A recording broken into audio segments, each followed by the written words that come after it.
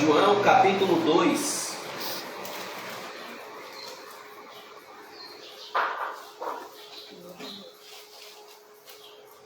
Hoje, o tema dessa mensagem é como conhecer um cristão verdadeiro.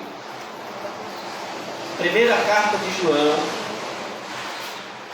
Nós estamos estudando essa carta e nós estamos sendo abençoados e edificados com esta carta. Primeira carta de João, capítulo 2, versículo de 3 ao versículo 6. São 3 versículos que nós queremos extrair dessa manhã, verdades espirituais para a nossa vida. O tema dessa mensagem, desse sermão, será como conhecer um cristão verdadeiro. Espero que todos achem. Acharam? Amém. Amém. Então, diz assim a palavra do Senhor: ora, sabemos que o temos conhecido por isto. Vamos completar todos juntos? Se guardarmos os seus mandamentos. Aquele que diz, eu conheço, e não guarda os seus mandamentos, é mentiroso, e nele não está a verdade. Aquele, entretanto, que guarda a sua palavra, nele verdadeiramente tem sido aperfeiçoado o amor de Deus. Nisto sabemos que estamos nele. Aquele que diz que permanece nele, esse deve também andar assim como ele andou. Amém. Amém. A irmã Luzia já orou pela mensagem e nós queremos introduzir nessa manhã esse tema que nós queremos falar hoje em João, nessa carta de João. Então, irmãos, João ele está falando a respeito do homem. Ele primeiro fala a respeito do verbo. No primeiro capítulo ele fala a respeito do verbo. Ele também fala a respeito do Pai. E agora ele vai falar a respeito do homem.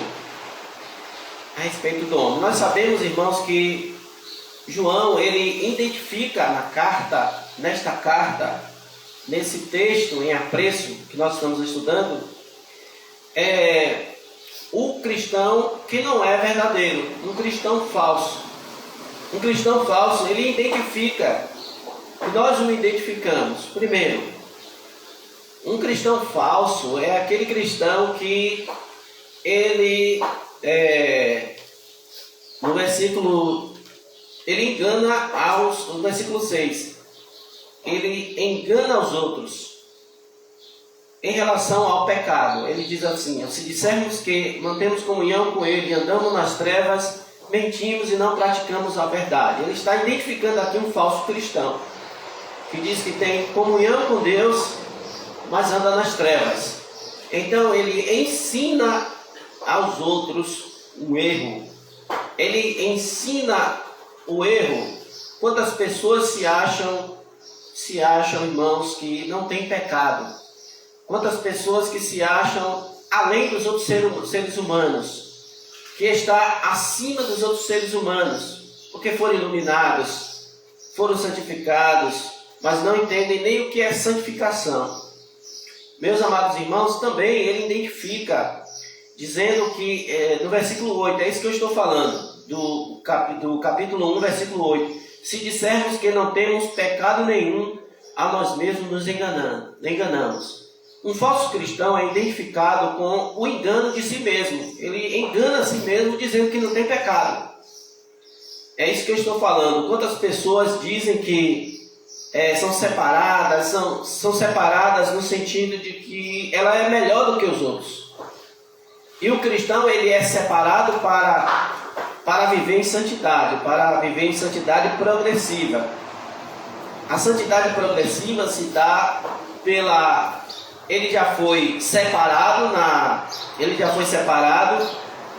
na conversão e ele continua se santificando, essa santificação progressiva. Ele continua se santificando até chegar à sua santificação final.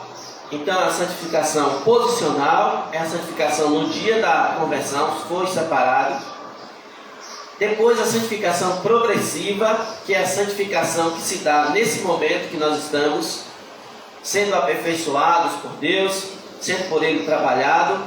Ele está nos santificando, tirando as escórias da nossa vida. Então, irmãos, aperfeiçoando aquela pedra de ouro cheia de defeitos, e Ele vai aperfeiçoando até tornarmos uma joia para ser usada no seu reino para sempre. E ele também, o que identifica um falso cristão é que ele torna Deus mentiroso. Não que Deus seja mentiroso. Deus é verdadeiro, todo homem é mentiroso, diz a sua palavra. Mas é que ele no versículo 10, ele diz: se dissermos que não temos cometido pecado, fazemos-nos mentirosos. Está fazendo de Deus mentiroso. Fazendo-se de Deus. Então, todas as pessoas que não são cristãs, elas têm essas características. Elas pensam que são melhores que os outros. Elas pensam que só elas são salvas. Só elas foram separadas, aquele grupinho ali, e elas são intocáveis. Elas são intocáveis. Que até mesmo o seu suor cura, né? Que até mesmo a água que é colocada junto do rádio, junto da televisão, tem efeitos curativos. Essas pessoas são desse tipo aqui, que João está esclarecendo. João está dizendo: essas pessoas não são salvas nessa carta. Identifique essas pessoas e saibam que elas não são salvas. Pessoas que são intocáveis, né? São intocáveis. Precisa até de seguranças para ninguém tocar nessas pessoas. E se tocar nelas é capaz de sair poder. Elas têm um conhecimento muito grande. Elas são santas. Então, irmãos, elas são as únicas pessoas salvas, né? São as únicas pessoas iluminadas. Elas têm o conhecimento. E isso João primeiro trabalha identificando os não cristãos, os falsos cristãos. Mas nós queremos identificar, através desse texto que nós lemos, o texto em apreço, os verdadeiros cristãos. Então João mostra os falsos cristãos, pessoas que na verdade não são cristãs, mas agora ele mostra quais são os cristãos verdadeiros. Quais os cristãos verdadeiros?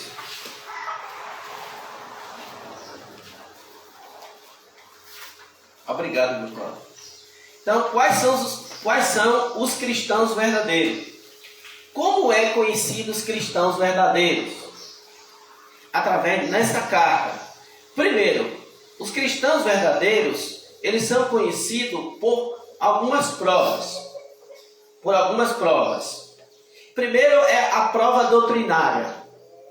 O que ele pensa em relação a Cristo e em relação ao pecado.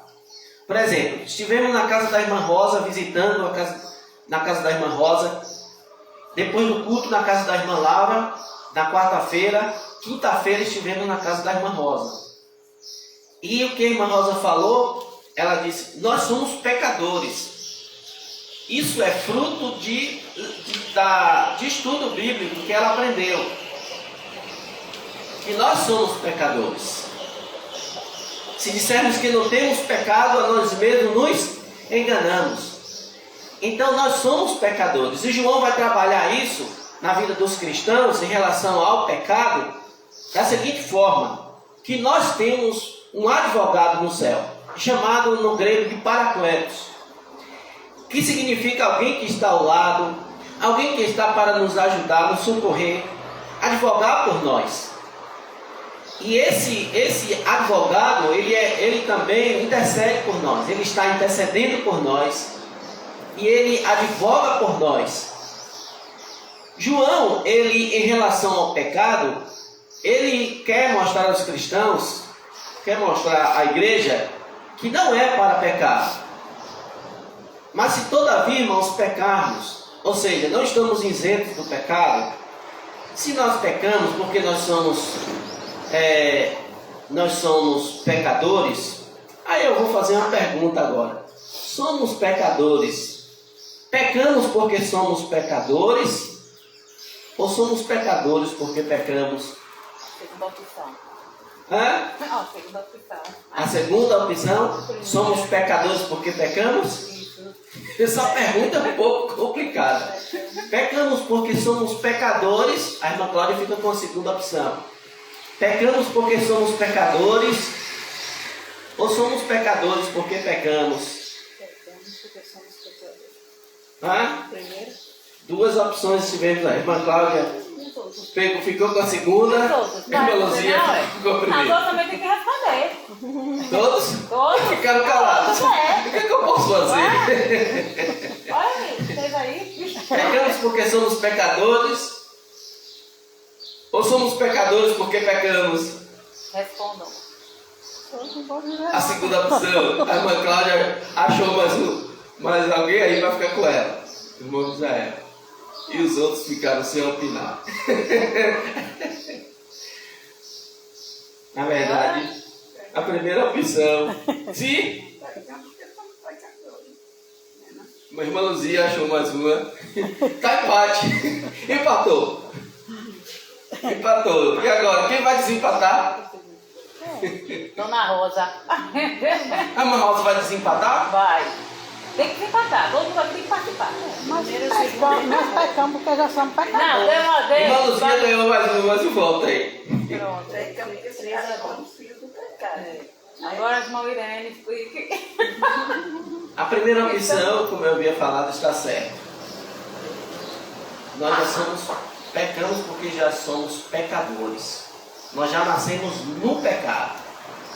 Nós não somos pecadores porque pecamos. Se fôssemos pecadores porque pecamos, nós nascíamos perfeitos e nos tornamos pecadores. Não, nós já nascemos pecadores. Nós já nascemos com a mancha do pecado em nós. Então a primeira opção está correta. Mas valeu aí para os irmãos colocar a mente para pensar em relação ao pecado. E foi boa a participação dos irmãos. Então, irmãos, nós somos de fato pecadores porque já nascemos no pecado. Nascemos no pecado. Mas quando passamos pela transformação, pelo novo nascimento, João ele diz: meus filhos, estas coisas vos escrevo para que não pequeis. Se todavia pecar, tem advogado. E também ele vai ensinar sobre a propiciação, que o sacrifício de Cristo aplacou a ira de Deus, aplacou a ira do Pai. Ou seja, por que nós somos perdoados? Como Deus pode justificar alguém que não é, alguém que é pecador? Como ele não seria injusto nos justificando? Ele cobrou. Nós teríamos que pagar pelo pecado. Nós não teríamos que pagar? Jesus Cristo é que pagou por nós. Não pense que o seu pecado não foi cobrado. O seu pecado foi lançado sobre Cristo e Deus puniu a Cristo, Deus puniu o seu filho no seu lugar. Entenda isso. Então é isso. O meu pecado foi um grande preço. E o meu pecado foi transferido para Cristo. É por isso que ele advoga por nós. Ele advoga por nós também porque temos um acusador. Apocalipse capítulo 12, versículo 10. Temos um acusador. Então, se temos alguém para nos acusar, temos também um advogado para nos defender. E esse advogado é a propiciação pelos nossos pecados. Ele fez a propiciação pelos nossos pecados. O que significa que eu não posso ser condenado pelo meu pecado. Por quê? Porque ele já foi pago. Ele já foi pago. Pagou. Quando Cristo Jesus rasgou na cruz o nosso escrito de dívida que havia contra nós, foi o seu pecado. O seu pecado, o meu pecado, foi lançado sobre ele e ele pagou. Quando ele disse, Tetelestai na cruz, que significa, está pago, está tudo, está pronto, está pago. Está pago o nosso pecado. Por isso, irmãos, temos advogado. Em relação a Cristo, a prova do cristão, no cristão verdadeiro, é o que ele pensa em relação a Cristo. E também o que ele pensa em relação ao pecado. Como a irmã Rosa falou, nós somos pecadores. Viu? Somos pecadores. Nós temos que ter essa consciência. Não como as pessoas que por ter um conhecimento, acharem-se santas, no sentido de intocáveis, né? Que ele vai ter um cidadão que vai estar pregando, né, os seus sermões conforme ele quer, usa um lenço aqui no microfone, aí pega esse lenço, na hora que termina a mensagem, há uma multidão disputando pelo lenço dele, porque o lenço dele cura. João está identificando, essas pessoas não são salvas. Não são salvas. Não se engane. Não se engane. Um verdadeiro cristão é conhecido pelo que ele pensa de Cristo. O que ele pensa de Cristo é, quem é Deus? Quem é Cristo? Cristo, ele é o Deus homem. Ele é homem e Deus. O Deus homem. E o que ele pensa em relação à sua salvação. Lembra que os falsos cristãos que saíram, João vai falar lá na frente, que saíram do nosso meio, e ele diz, é porque não eram dos nossos. Então ele diz assim, ó, eles pensavam, lembra que eles pensavam, que os gnósticos pensavam de Cristo? Lembra que os gnósticos pensavam de Cristo? Eu ensinei para os irmãos. Tudo uma visão totalmente distorcida do Senhor Jesus Cristo. A visão ariana também, a visão dos testemunhos de Jeová, por exemplo. O que eles pensam sobre Cristo? Que Cristo foi criado. O que eles pensam sobre o Espírito Santo? Que é uma força. João está identificando, essas pessoas não são cristãs. Naquele tempo, irmãos. E como é conhecido o verdadeiro cristão? Em relação ao que ele pensa de Cristo. Cristo, ele é Deus e Cristo, ele é homem. As suas naturezas indizíveis. O Deus homem. É assim que você pensa de Cristo. É assim que eu penso de Cristo. Em relação ao pecado, eu sou pecador. Eu sou pecador. Já nasci em pecado. A Bíblia é clara, todos pecaram, destituídos estão da glória de Deus.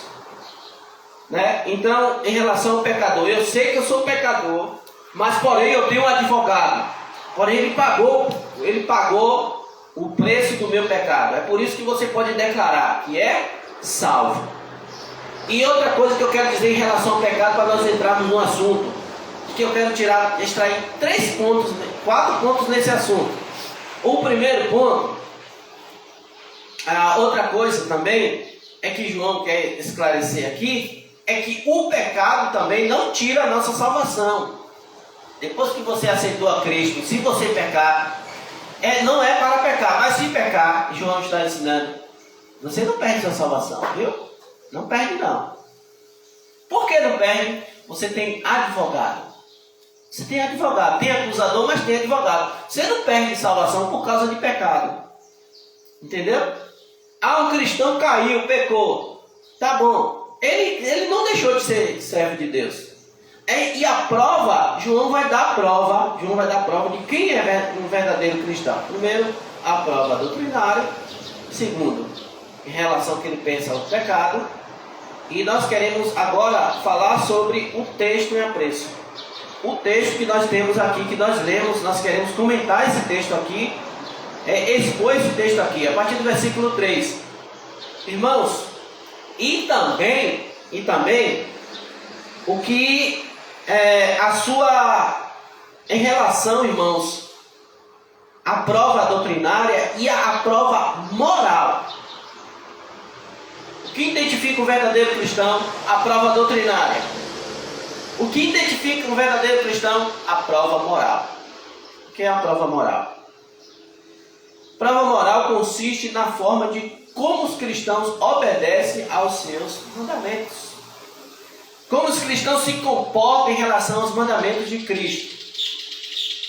E é nessa reflexão de hoje pela manhã, nós vamos extrair desse texto 4 pontos que temos comunhão com Deus, que relatam que essas pessoas que fazem isso, elas são cristãs de verdade. Elas são verdadeiramente cristãs. Em primeiro lugar, a obediência é a prova da comunhão com Deus. A obediência é a prova de que nós temos essa relação com Deus, que nós temos relação com Deus e que nós somos salvos. Está no primeiro versículo. Ora, sabemos que temos conhecido por isto. Como temos conhecido? Como provamos que o conhecemos? Os gnósticos, eles falavam que o conhecimento que trazia a salvação era o autoconhecimento. Por isso a palavra gnóstico, que significa conhecer, a palavra grega para conhecimento. Gnóstico. Então, irmãos, João está dizendo o que é realmente conhecer a Deus. Se o gnóstico, que eram os falsos cristãos daquela época, diziam que para os salvos tinham um conhecimento. Eles eram salvos pelo conhecimento que eles tinham. E eles eram dualistas gregos. O que significa? Eles pensavam que a matéria é essencialmente má e que o espírito é essencialmente bom. E eles partiam para tinham duas coisas que aconteciam com esse pensamento gnóstico. Ou eles iam para o extremismo, para a carne, por causa desse pensamento, ou eram extremamente ascéticos, a ponto de se torturarem a si mesmos, né? Se torturarem, se flagelarem, se isolarem, né? E a gente sabe, aprendeu nas lições que para ser cristão, para ser servo de Deus, não precisa se isolar. Jesus não se isolou, não precisa ir para as montanhas, não precisa ser um monge. Jesus estava com todos. Jesus ia também na casa dos ímpios. Jesus ia também, mas ele sabia se comportar. Ele não mexia, ele não estava no lugar em que não deveria estar, em relação, no lugar que tem pecado, no lugar que tem, ele não estava. Mas você precisa de ter amizade com pessoas que não são cristãs. Então, como você vai falar de Cristo? Como você vai testemunhar se você... Então, irmãos, se eles pensavam que o conhecimento era a razão para ser um salvo, João disse não. Que a prova que nós somos salvos, que nós temos conhecimento de Deus, é a obediência. É a obediência no versículo 3. Ora, sabemos que o temos conhecido por isto. Por isto. Ele diz, se o quê? Se guardarmos os seus mandamentos. Se guardarmos os seus mandamentos. E se nós formos falar sobre os mandamentos de Cristo, ele sempre falou, e o meu mandamento é esse, que amai-vos uns aos outros. Perguntaram a Jesus, em Mateus capítulo 22, se não me engano, qual seria o mandamento, qual seria o principal dos mandamentos. E Jesus resumiu os 10 mandamentos em 2. Primeiro mandamento, ame ao Senhor teu Deus de todo o teu coração, de toda a tua força, de toda a tua alma. O segundo mandamento, semelhante a este, é ame o seu próximo como a si mesmo. E o mandamento que Jesus disse, o mandamento é este, que nós devemos amar uns aos outros. O mandamento de Cristo, irmãos, é o amor. Nós devemos, como cristãos, vocês serão conhecidos por isto, se tiverdes amor uns com os outros. Jesus ensinou sobre o amor, o mandamento de Cristo. Então, irmãos, João está dizendo que conhecimento se prova que se nós somos cristãos, é que nós guardamos os mandamentos. Primeiro, qual é a prova de um verdadeiro cristão? a palavra começa com a letra O, chamada obedecer. Obedecer é a primeira prova na prova moral. Na prova doutrinária é o que ele pensa de Cristo, o que ele pensa de Cristo e o que ele pensa em relação ao pecado. Na prova moral, a primeira prova é a obediência. Mas não fica só por aí, que João vai trabalhar mais. João vai trabalhar, e eu quero expor aqui, nessa parte da obediência, lá em Lucas capítulo 6, versículo 46, diz assim, ó. Lê aí, Misael, rapidamente, o que Jesus fala sobre obediência. Irmã Cláudia, João 14, 15. Irmã Cláudia, João 14, 15. E segundo João? Não, de João, o Evangelho de João. Lucas 6,46. Por que me chamais Senhor, Senhor, não fazeis o que vos manda? É esse, Misael? Por que me chamais Senhor, Senhor, e não fazeis o que eu digo? Tá vendo? Então, irmãos, olha o que Jesus falou. Por que vocês me chamam de Senhor, Senhor, e não fazem o que eu estou mandando? Irmã Cláudia. Se me amais, guardarei os meus mandamentos. Se vocês me amam, guardareis os meus mandamentos. Qual a prova do amor a Cristo? Aqueles que guardam os mandamentos. E Jesus lá em Lucas disse: vocês me chamam de Senhor, Senhor, e não obedecem o que eu vos mando? Então a primeira prova de um cristão é obediente. É obediente. Ele é submisso a Cristo. O Warren Wiersbe é um escritor que diz que ele tem aqui 3 pontos em relação à obediência. Que o que existe em relação à obediência? Existe a obediência obrigada, existe a obediência por precisão e existe a obediência por amor, que é a nossa. A obediência obrigada é aquele escravo que obedece porque é obrigado a obedecer. A obediência por precisão é de um empregado, que ele obedece porque ele tem que obedecer, porque senão no final do mês ele não recebe salário. Então é obrigado a obedecer. Mas a obediência por Cristo é a obediência chamada obediência por amor. Você não é obrigado a obedecer. Mas você obedece porque você tem relação com Ele. Você tem comunhão com Ele. A nossa comunhão com Ele. Por exemplo, ninguém obriga a irmã Cláudia a sair de lá de longe para vir cultuar a Deus. Alguém lhe obriga, irmã Cláudia? Mas é o amor e a comunhão que a irmã Cláudia tem com Deus. E a necessidade que ela tem da comunhão com Deus, de estar participando dos cultos, de estar crescendo espiritualmente e obedecendo a Deus. Mas ninguém obriga ela. Ninguém diz: ó, irmã Cláudia, tem que fazer isso. Não. Ela faz isso por obedecer a Deus. É uma prova que a irmã é cristã. Isso é uma prova. Então, irmãos, nós vamos para a nossa segunda prova. Já estamos chegando no final.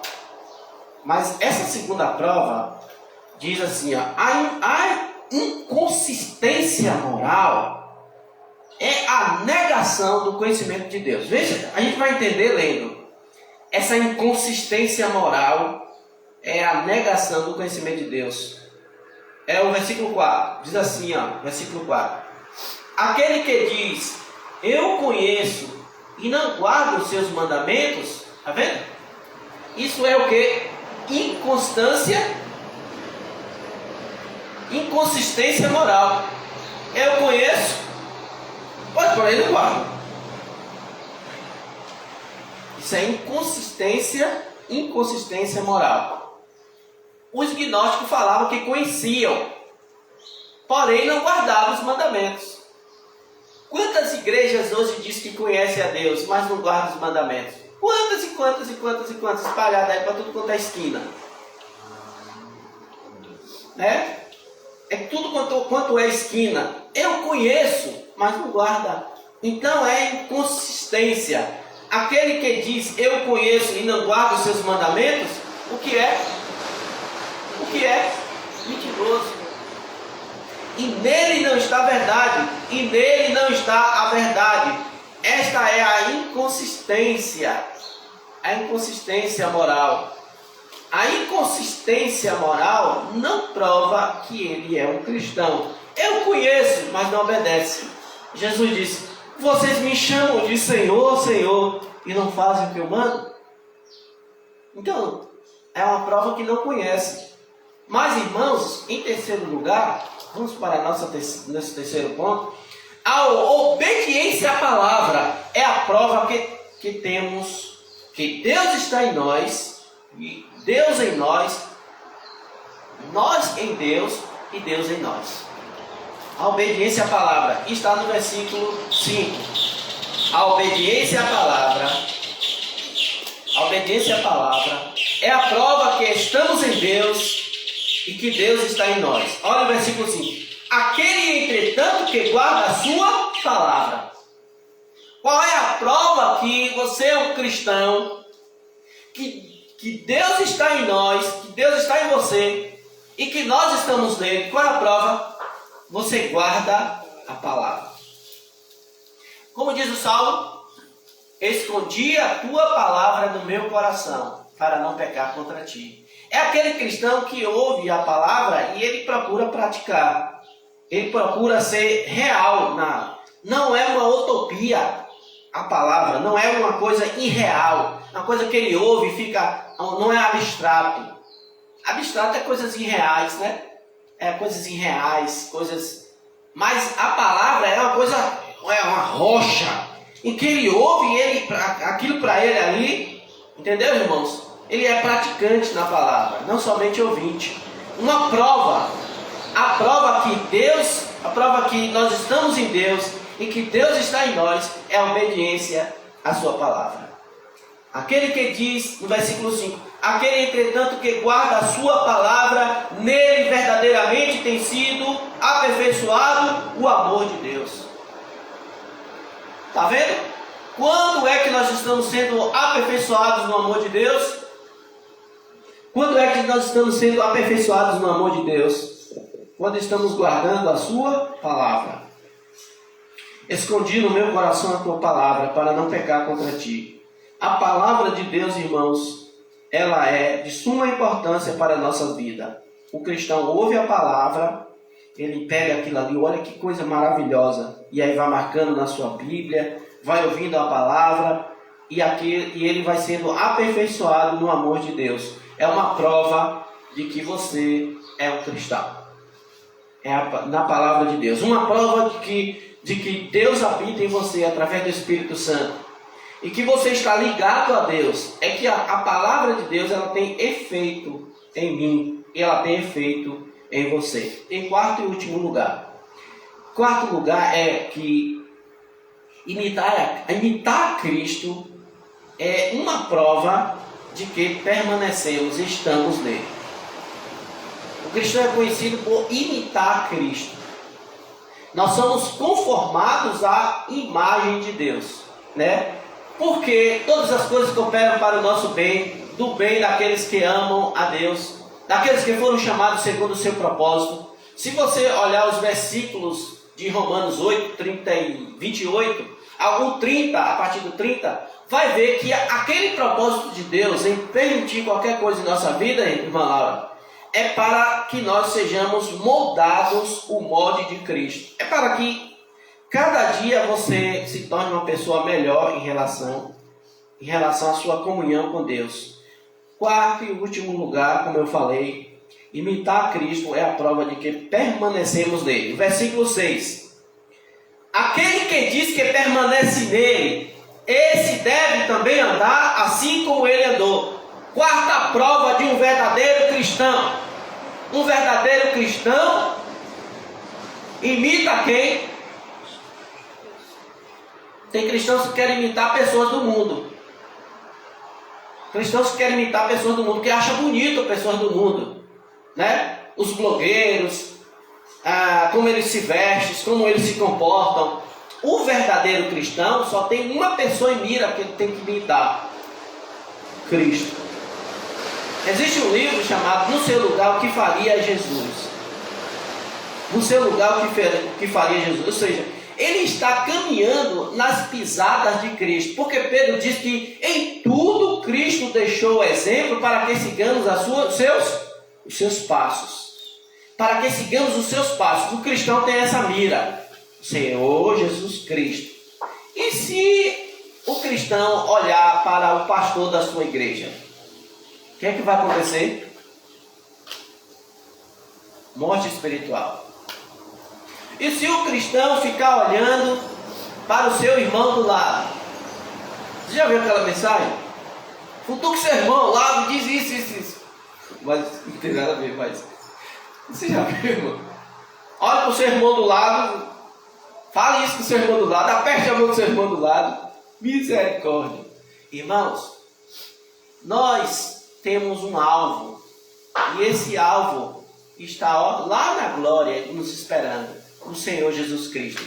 A quarta prova que nós somos salvos é que nós procuramos imitar o Senhor Jesus Cristo. Aquele que diz que permanece nele. Eu estou em Cristo, eu sou de Cristo, mas não imita a Cristo, é um falso cristão.